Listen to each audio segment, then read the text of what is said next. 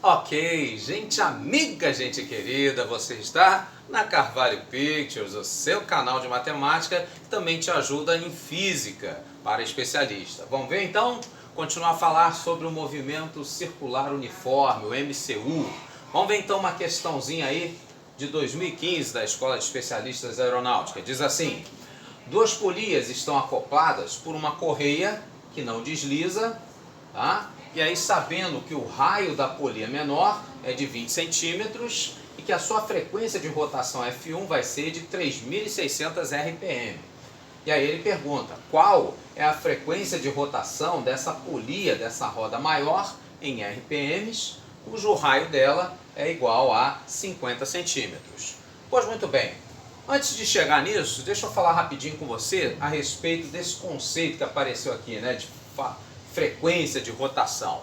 No caso então, né, quando fala para você de período então vem a ser o intervalo de tempo necessário para que se percorra então, né, o círculo, para que você então, no caso aí, dê uma volta completa, né? No caso, isso geralmente em segundos, tá? No sistema internacional. Já a frequência, esse conceito então seria o número de voltas que vão ser executadas, tá, numa unidade de tempo. Então, por exemplo, se o objeto ele dá uma volta, né, no círculo no tempo de 1 segundo, quando isso acontece, uma volta em 1 segundo, a gente chama isso de 1 Hertz, ok? Então o Hertz, no caso aí, a nossa unidade do sistema internacional. Pois muito bem. E como é que esses dois se relacionam, né? No caso, então, a gente falou, né, que a frequência vai ser n número de voltas sobre t, o intervalo de tempo. Então, se esse n eu coloco como sendo igual a 1, ou seja, uma volta, quem vai ser o intervalo de tempo para dar uma volta no círculo? Pois é, está aqui, ó. O intervalo de tempo para percorrer uma volta é quem? É o tal do período. Ok? Então, com isso, a gente prova que a frequência é o inverso do período e que também o período é igual ao inverso da frequência. Tá ok? Muito bem, falado isso, voltando aí para o nosso problema. Então, como as duas polias, as duas rodas, elas estão conectadas, né, pela correia, nesse caso, então, elas vão executar um movimento juntas, né, unidas, conectadas, que nem lá, né, quando você vê lá na lateral da sua bicicleta, o que vai acontecer, né? As rodas da bicicleta andam com velocidades diferentes? Não, né? No caso, então, a velocidade ela vai ser o quê? Ela vai ser igual para as duas polias, ok? Que velocidade? No caso, a velocidade linear, né? Então, teremos aqui, né, a velocidade linear, né? Aquela que a gente chama de v, né? Velocidade v é a mesma para as duas polias, tá? Por quê? Porque elas estão conectadas, elas estão efetuando o mesmo movimento juntas, né? Não havendo perda aí, não há deslizamento, falta de atrito, enfim. Muito bem, então sabendo disso, né, a gente lembra, né, que velocidade linear e velocidade angular, né, elas são diferentes, mas têm uma relação. No caso, por exemplo, para eu achar a velocidade angular, né, eu tenho que pegar a velocidade linear e dividir então pelo raio, no caso aí do círculo, né, que eu estou fazendo o movimento. E isso então, a partir daqui, isso vai me dar que essa velocidade linear então seria a angular vezes o raio r. Tudo bem? Muito bem, só que uma outra maneira também, né, que a gente lida aí com essa velocidade angular é que então vai percorrer aí, né, o espaço, né, sobre o tempo. Esse espaço então seria o comprimento de arco.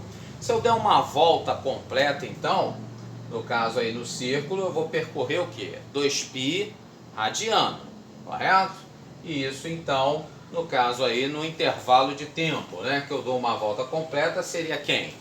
Ele mesmo, o período t. Só que a gente acabou de ver, né, que o inverso de t, né, seria quem?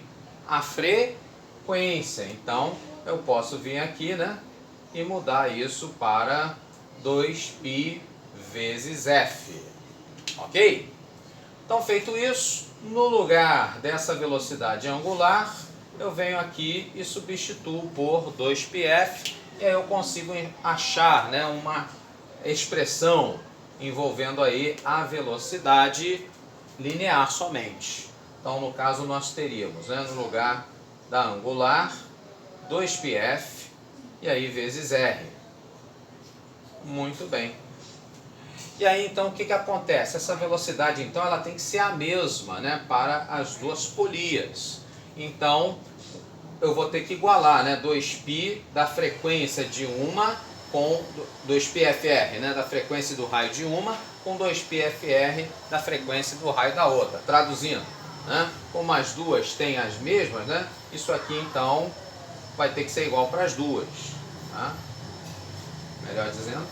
Então, você vai ter que ter 2π f1, frequência da primeira, vezes o raio da primeira, como sendo igual a 2π f2 vezes r2, a frequência da segunda, vezes o raio da segunda.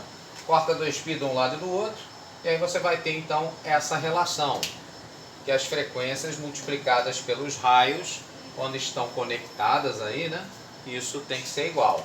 Tudo bem? Vamos ver? Então, no caso aqui, a primeira frequência é de 3.600. 3.600 vezes o raio da primeira, que é de 20.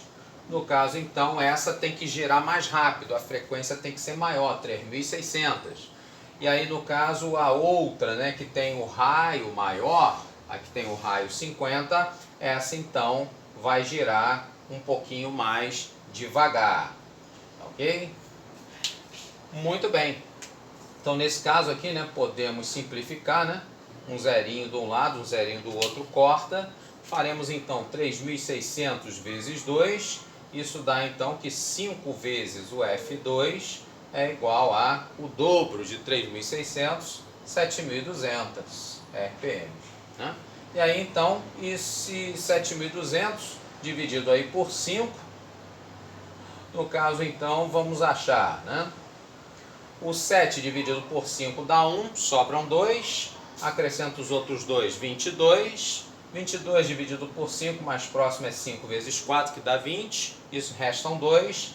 Acrescento o zerinho do lado do 2 que restou, fica 20. E aí, de novo, teremos aí o 4. Ainda sobra um 0. E aqui a gente acrescenta. Nesse caso, então, 1.440 RPM são necessárias para essa roda maior acompanhar a menor. A menor tem que girar mais rápido, né, para poder acompanhar o ritmo da grandona, tá ok? Então, 1440, isso vai ser a letra C, a nossa opção correta. Você gostou? Curta, comente, compartilhe, toca lá o sininho para receber as novas notificações. Grande abraço e até mais!